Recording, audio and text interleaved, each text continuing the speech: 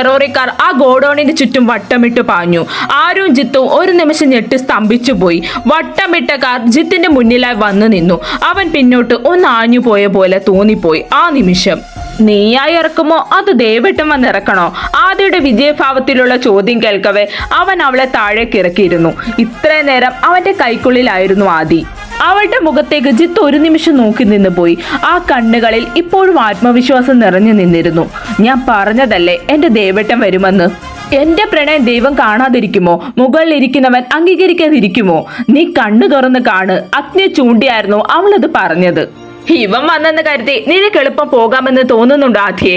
ആ നിമിഷം അവളെ കൂടുതൽ അടുപ്പിച്ച് നിർത്തുകയായിരുന്നു ജിത്ത്. ഈ കാഴ്ച കണ്ട് കാലിരുന്നവന്റെ സർവ്വ നിയന്ത്രണവും തെറ്റിയിരുന്നു. സ്റ്റിയറിംഗിൽ കൈ ചുരുട്ടിയിടിച്ചവൻ ആ നിമിഷം അവൾ അവനിൽ നിന്ന് അപ്പോഴേക്കും കുതറി മാറിയിരുന്നു.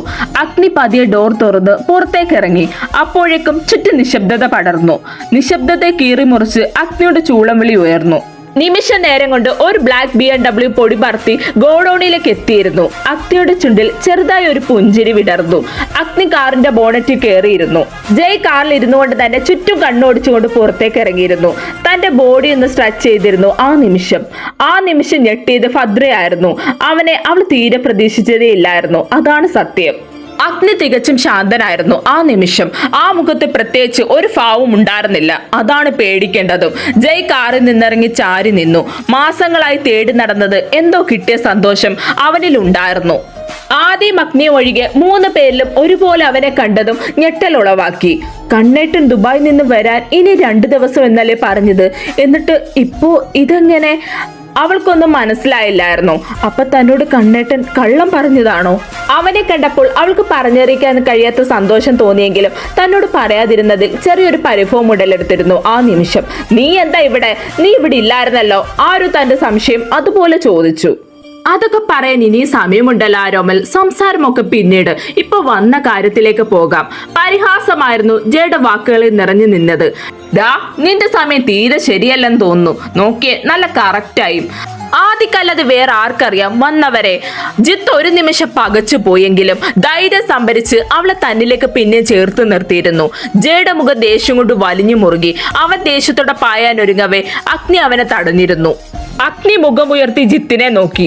ജിത്ത് ഒന്നേ നോക്കിയുള്ളൂ. അവന്റെ മുഖത്തെ വന്യമായ ദേഷ്യം കണ്ടതും ജിത്ത് അടിമുടി ഒന്ന് കുലുങ്ങിപ്പോയി. ഇപ്പോഴേ ഇങ്ങനാണെങ്കിൽ എങ്ങനാ ചേട്ടാ?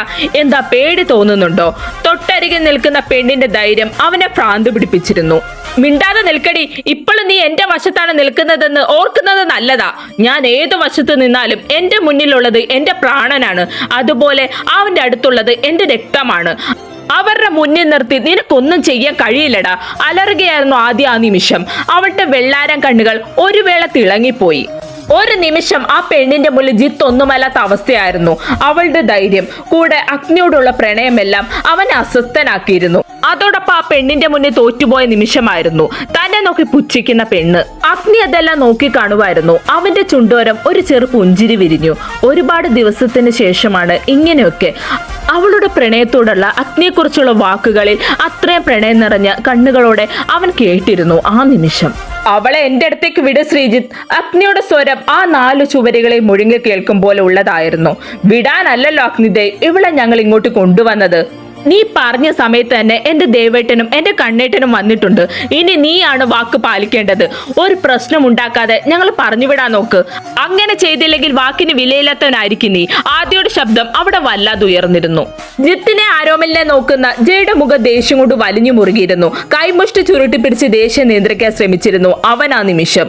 ഭദ്ര അവൻ ആ നേരം അത്രയും നോക്കിയിരുന്നില്ല. വിളിച്ചപാട് ജിത്തിന്റെ കൂടെ വന്ന പെണ്ണിനോട് അവന് ദേഷ്യം മാത്രമേ ഉള്ളായിരുന്നു. ആ നിമിഷം അവളെ ശ്രദ്ധിക്കാതെ നിന്നെങ്കിലും ജയുടെ ഉള്ളം 2 പേരുടെ സുരക്ഷിതത്വം നിറഞ്ഞു നിന്നിരുന്നു. 2-ൽ-1 അത് അവന് തിരഞ്ഞെടുക്കാൻ പറ്റുന്നതായിരുന്നില്ല. ഒരു ഭാഗത്ത് തന്റെ ഭാര്യ, മറുഭാഗത്ത് തന്റെ രക്തം. ഇരുവരെയും ഒരുപോലെ രക്ഷിക്കണം. അഗ്നി ജിത്തിന്റെ ദേഷ്യത്തോട് നോക്കുകയായിരുന്നു. എങ്കിലും അവനിൽ ഒരുതരം ശാന്തത നിറഞ്ഞു നിന്നിരുന്നു. അഗ്നിക്കറിയാം ഇന്നത്തോടെ എല്ലാം മറവിക്ക് പുറത്തേക്ക് വരുമെന്ന്. അഗ്നിയുടെ ഭാവം കാണെ ജിത്തിൽ ഒരുതരം ആത്മവിശ്വാസം നിറഞ്ഞു നിന്നിരുന്നു.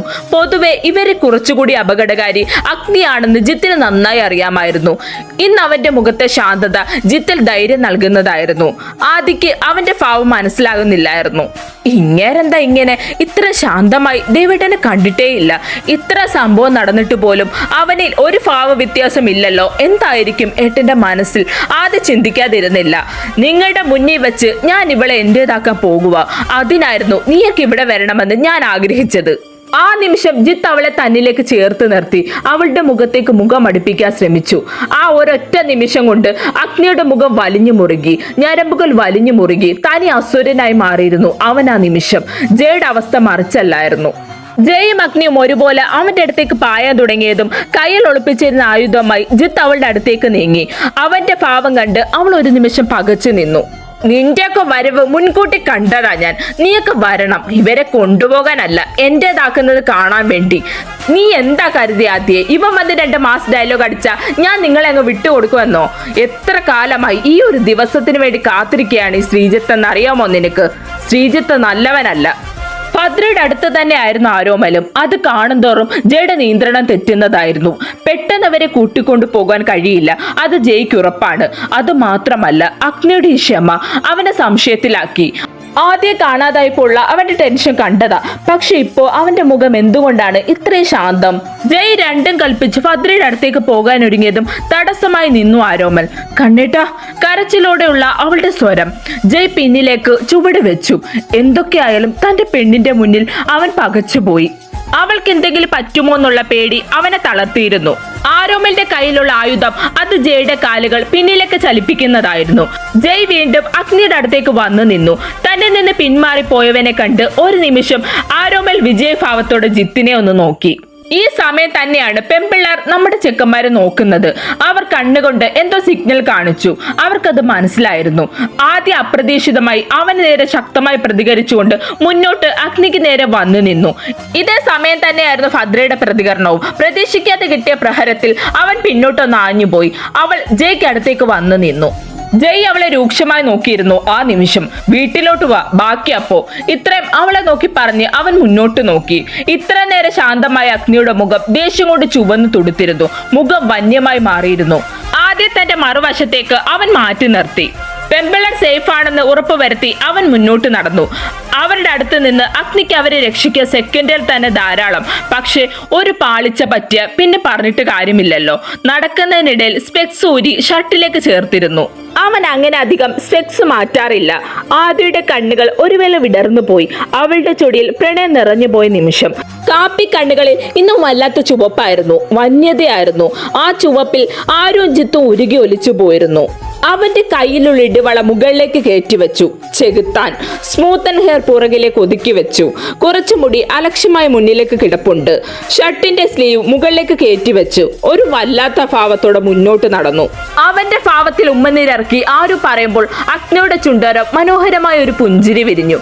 അതെ, ചെകുത്താൻ തന്നെയാണ്, നിന്റെയൊക്കെ ചെകുത്താൻ എന്ന് പറഞ്ഞുകൊണ്ട് അഗ്നി പാഞ്ഞെത്തി ആരുവിന്റെ നെഞ്ചിൽ ശക്തമായ ഒരു പ്രഹരം നൽകി. പെട്ടെന്നുണ്ടായ ആക്രമണത്തിൽ അവ തെറിച്ച് ചുമലിനോട് ചേർന്ന് വീണു. അഗ്നി ഒരു നിമിഷം ബോഡി ഒന്ന് സ്ട്രക്ക് ചെയ്ത് നേരെ അവന്റെ നേർക്ക് തിരിഞ്ഞു നിന്നു. ആദ്യയുടെ വിസിലടി മുഴുകി കേട്ടു. ആ നിമിഷം ഈ ദിയുടെ മാത്രം ചെകുത്താൻ. അവളുടെ ഹൃദയം പ്രണയത്തോടെ മൊഴിഞ്ഞു.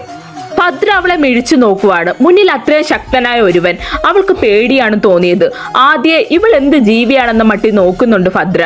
ഈ നിമിഷം വരെ ആദ്യയുടെ കണ്ണിൽ ഭയമില്ലായിരുന്നു. അത് ഭദ്രയെ അമ്പരിപ്പിച്ചു. അഗ്നിയുടെ പ്രഹരത്തിൽ ജിത്ത് നിലം പതിച്ചിരുന്നു. നിമിഷങ്ങൾക്കുള്ളിൽ ചണ്ടി പോലെ ആയിപ്പോയി ഇരുവരും. ഭദ്ര ഞെട്ടിപ്പോയി. ഒന്ന് കണ്ണടച്ച് തുറന്നതേ ഉള്ളൂ. അതിനു മുമ്പേ മുന്നിൽ നിൽക്കുന്നവൻ മനുഷ്യനാണോ അതോ ചെകുത്താനാണോ? ഒരു നിമിഷം അവൾക്ക് തന്നെ അറിയുമായിരുന്നില്ല. ആരാധയെ പറ്റി അഗ്നിയോ ജയ്യോ ആ നിമിഷം സംസാരിച്ചില്ല. ഭദ്രയ്ക്ക് ആ കാര്യം അറിയില്ലായിരുന്നു എന്ന് തന്നെ വേണം പറയാൻ. എങ്കിലും പറയാമെന്ന് എന്നിരുന്നാലും അവളുടെ സഹോദരനല്ലേ. അവളെ അതുകൂടി അറിയിച്ച് വിഷമിപ്പിക്കാൻ ജയ് തയ്യാറായിരുന്നില്ല. അഗ്നി നിലത്ത് കിടക്കുന്ന ജിത്തിന്റെ അടുത്തേക്ക് മുട്ടുകുത്തിയിരുന്നു. അവന്റെ കണ്ണിൽ ഭയമല്ലാത്ത ഒരു ദയനീയ അവസ്ഥയായിരുന്നു. അത് കാണെ അഗ്നിയിൽ പുഞ്ചിരി വിരിഞ്ഞു. ആരാധ്യം, എന്റെ പെണ്ണ് നിന്നോട് എന്താ പറഞ്ഞേ? അഗ്നിദേവ് വരുമെന്നല്ലേ? വന്നിരിക്കുന്നു. നിനക്കുള്ളത് തരാതെ നിന്നെ പറഞ്ഞു വിടില്ല. നിനക്കൊക്കെ വേണ്ടി ഒരുത്തൻ എത്ര ദിവസമായി കാത്തിരിക്കുക എന്നറിയാവോ? പോകണ്ടേ അവന്റെ അടുത്തേക്ക്? നിനക്ക് കാണണ്ടേ? പതിയായിരുന്നു അഗ്നി അത് സംസാരിച്ചത്. ആരോമലും ജിത്തിന്റെ അടുത്തായതുകൊണ്ട് അത് വ്യക്തമായി കേട്ടിരുന്നു. ആദ്യ റാമല്ല, ആദ്യ അഗ്നിദേവ. എന്റെ പെണ്ണാണ് അവൾ, എന്റെ പ്രാണൻ. അവൾക്ക് നേരെ ഉയർന്ന കൈകളെ അഗ്നി തടയാതിരിക്കുമോ? തടയില്ല എന്ന് നീയൊക്കെ കരുതിയോ? എന്റെ പെണ്ണിന്റെ മേലെ ഉയർന്ന കരങ്ങളെ ഞാൻ തുടച്ചു മാറ്റിയിരിക്കും. നിന്റെയൊക്കെ വിധി നിർണയിക്കുന്നത് അവളായിരിക്കും, ആരാധ്യ. അതുവരെ നീയൊക്കെ ഹാപ്പി ആയിരുന്നു. ചുണ്ടിലൊളിപ്പിച്ച ക്രൂരമായ പുഞ്ചിരിയാലെ അവൻ അത് പറയവേ ഈ പ്രാവശ്യം വ്യക്തമായി അവർക്ക് മനസ്സിലായി. പ്ലീസ്, ഇനി ഞങ്ങൾ ഒന്നിനും വരില്ല. ഞങ്ങളെ വെറുതെ വിടണം. പ്രാണരക്ഷാർഹം ആര് പറഞ്ഞു നോക്കിയെങ്കിലും അഗ്നിയിൽ പ്രത്യേകിച്ച് ഭാവങ്ങൾ ഒന്നും തന്നെ ഉണ്ടായിരുന്നില്ല. പെട്ടെന്നാണ് ഗോഡൌണിലേക്ക് ഗുണ്ടകൾ എന്ന് തോന്നുന്ന കുറച്ചധികം പേര് വരുന്നത്. ആ അവസ്ഥയിലും ജിത്തിന്റെ കണ്ണൊന്ന് വിടർന്നു പോയി. ജയ്!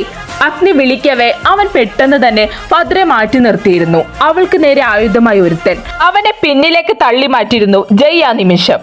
നിങ്ങൾ രണ്ടാളും കാറിൽ പോയിരുന്നോ? ജയ് പറഞ്ഞതും ഭദ്ര പോകാതെ നിന്നതും നിന്നോടിന് പ്രത്യേകിച്ച് പറയണോ? പോയിരിക്കടി. ഇവിടെ എന്ത് നടന്നാലും പുറത്തിറങ്ങി പോകരുത്. ആ അലർച്ചയിൽ കാറ് പോയിരുന്നിരുന്നു. പുറത്തെ ശബ്ദങ്ങളൊന്നും അവർക്ക് കേൾക്കാൻ പറ്റിയിരുന്നില്ല. അഗ്നി ജയും രണ്ട് ഭാഗത്തായി തിരിഞ്ഞു. എതിരെ വന്നവരെ നേരത്തെ അറിഞ്ഞ പോലെ ജയ് ശക്തമായി നേരിട്ടു.